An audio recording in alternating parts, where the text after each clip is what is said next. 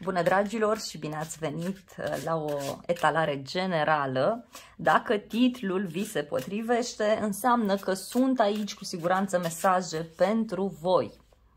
Pentru cei care doriți citiri pe zodii zilnice, săptămânale, lunare, v-am lăsat un link în primul comentariu. Vă aștept cu drag pe celălalt canal de YouTube. Hai să vedem.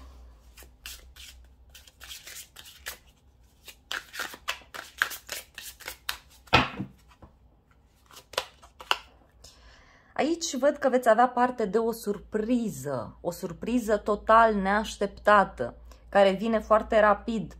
Un mesaj pe internet.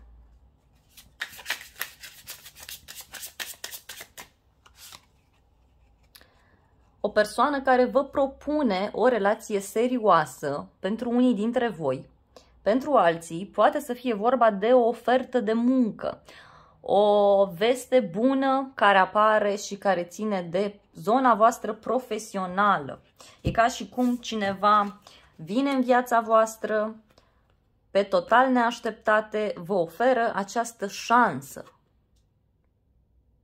Vă oferă această oportunitate pentru cei mai mulți dintre voi. Dacă sunteți într-o relație, atunci să știți că lucrurile se stabilizează aici.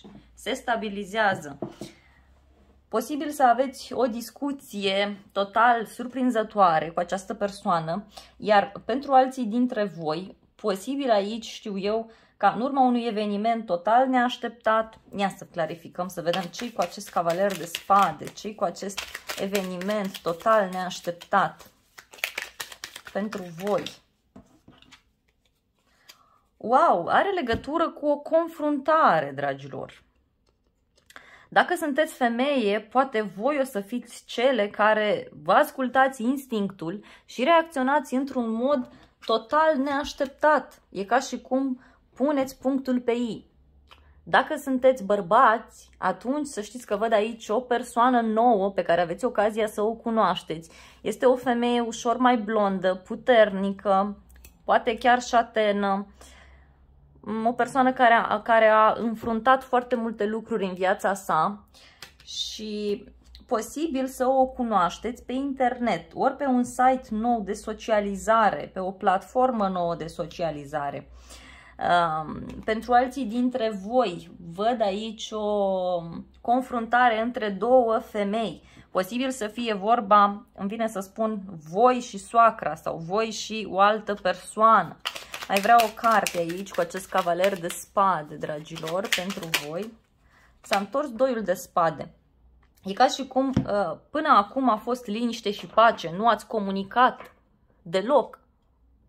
Dar, în sfârșit, o să fie un eveniment care o să vă facă să reluați legătura. Ia să vedem despre ce eveniment este vorba. Despre ce eveniment e vorba? Ce eveniment vă face pe voi să reacționați așa? Ia să vedem. Și-au sărit mai multe cărți, dragilor.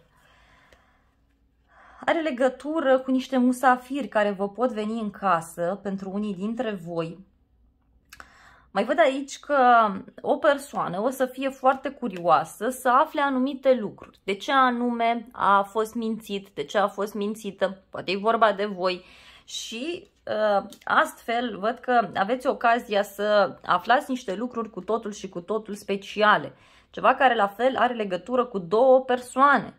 Dacă sunteți bărbat, atunci e vorba de două personaje implicate, doi bărbați mai tineri. Dacă sunteți femeie, iarăși posibil să aflați de niște probleme a cuiva sau de niște necazuri sau o supărare pe care v-a făcut-o un bărbat la o beție sau când, știu eu, nu era cu picioarele pe pământ aici.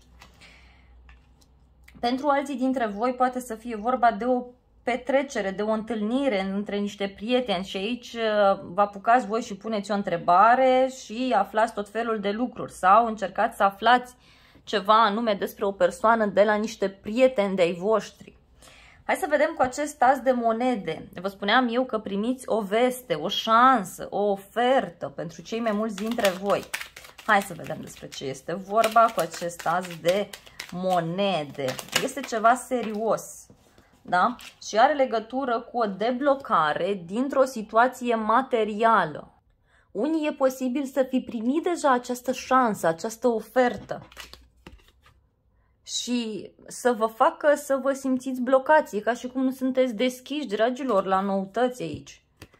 Spânzuratul împreună cu regina de monede în acest context vă spune despre o nouă oportunitate de a face bani, de un nou loc de muncă, de noutăți care apar pe zona voastră materială și acest aspect pur și simplu vă blochează. Dacă sunteți bărbat, posibil să cunoașteți o persoană care este familistă, o persoană care este casnică și care este total diferită față de ce ați întâlnit voi până acum. Dacă sunteți femeie, atunci simt aici că e ca și cum unele dintre voi ori această relație care vine, această șansă, această persoană nouă o să vă schimbe foarte mult ideile pe care voi le aveți despre casă, despre familie, despre rolul femeii în casă, rolul femeii în societate, despre tot ce înseamnă zona locului de muncă, iarăși pentru alții dintre voi. Mai vreau mai multe detalii despre această nouă persoană. Este o persoană serioasă, este o persoană poate ușor plinuță, iarăși pentru alții dintre voi. Și au sărit 3 cărți. Wow, ce frumos, dragilor! Steaua, Marea Preoteasă și Marele Preot. Este o relație de suflet pereche aici. O dorință mare de-a voastră care prinde contur. Și iarăși, zona internetului foarte activă. Pentru cei singuri, căutați acolo. Veți găsi cu siguranță pe cineva. Aveți o speranță foarte mare aici, dar va fi o relație în care o să fiți foarte, foarte apropiați din punct de vedere emoțional, din punct de vedere spiritual. O să fie o relație cu totul și cu totul aparte. Poate să fie vorba de o persoană mai cunoscută, de o persoană la care se ajunge greu, iarăși pentru alții dintre voi. O persoană care are un rol cu totul și cu totul aparte în viața voastră. Vreau să mai extrag o carte, vreau să vedem într-un viitor puțin mai îndepărtat ce se întâmplă, cum evoluează lucrurile. Dar e foarte frumos ce văd eu aici. E foarte frumos, după o perioadă foarte tulbure în care mulți dintre voi probabil ați fost, acum, dacă n-a apărut deja, dar în următoarea perioadă cu siguranță apare. Într-o perioadă de suferință la nivel colectiv sau la nivel mare. Wow! Săriți mai multe cărți. Ia uitați ce frumos o să fie. Văd foarte multă pasiune, văd tot felul de vorbe pe care le primiți și ia uitați, vă uitați spre viitor, vă faceți tot felul de planuri pentru un viitor mai îndepărtat. Văd multă comunicare online, multă comunicare pe internet, iarăși. E foarte, foarte activ acest aspect aici. Și o să mai iau și aceste cărți care au căzut. Deci lucrurile în viitor între voi și această persoană pe care ați cunoscut-o sau o să o cunoașteți foarte, foarte rapid, vor merge extraordinar de bine. Dacă sunteți într-un impas pe zona profesională, atunci văd aici că o să apară o oportunitate, o să apară o noutate care o să vă ajute extraordinar de mult și posibil inițial să vi se pară ceva total ieșit din comun, total diferit, inițial să nu vă atragă, dar pe parcurs să începeți să fiți pasionați de acel domeniu. Mai aveți aici un rege de bâte, dragilor, un rege de bâte, poate, cine știe, aveți de-a face cu o persoană care trăiește viața din plin, o persoană care face sport, o persoană care știe ce vrea, e o persoană activă, sexuală, care comunică foarte, foarte mult. Și de asemenea văd aici că viața voastră o să se schimbe radical.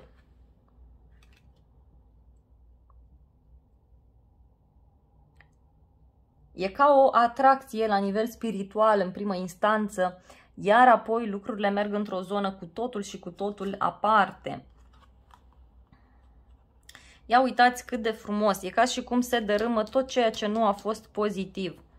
Cineva amână să ia o decizie. Sunteți voi? E altă persoană?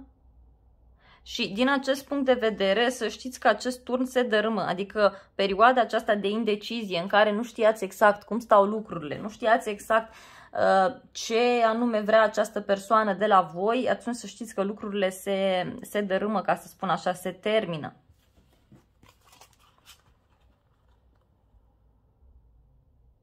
Poate fi într-o perioadă a anului în care este mai mult soare, sau poate discutăm de o perioadă a anului în care oamenii stau mult mai mult, știu eu, pe afară, eu știu, primăvară, vară, undeva, ceva de genul acesta.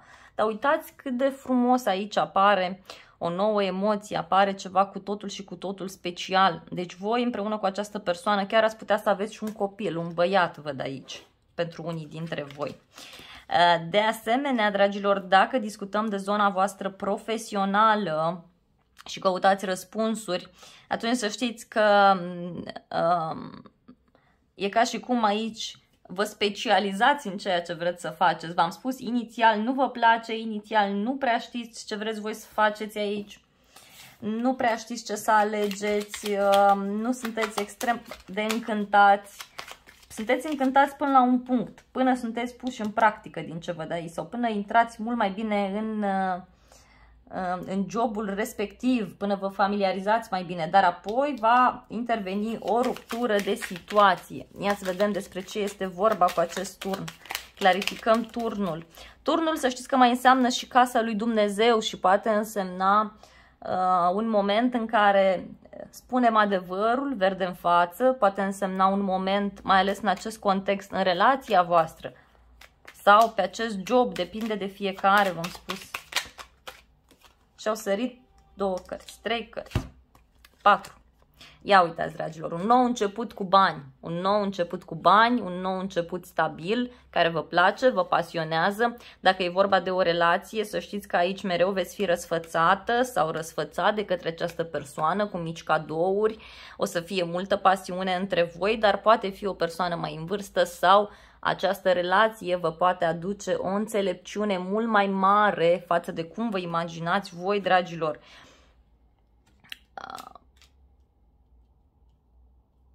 Cei mai mulți dintre voi cu siguranță ați fost într-o perioadă urâtă tare de tot aici cu acest cavaler de spade. Nu știu, parcă au fost mai multe persoane în peisaj, parcă erați indeciși, nu știați pe cine să alegeți. Dar, repet, lucrurile se clarifică pentru voi, atât din punct de vedere profesional cât și din punct de vedere personal. Nu știu, unii e ca și cum aveți ocazia să cunoașteți o persoană la locul de muncă, prin șefa, printr-o femeie.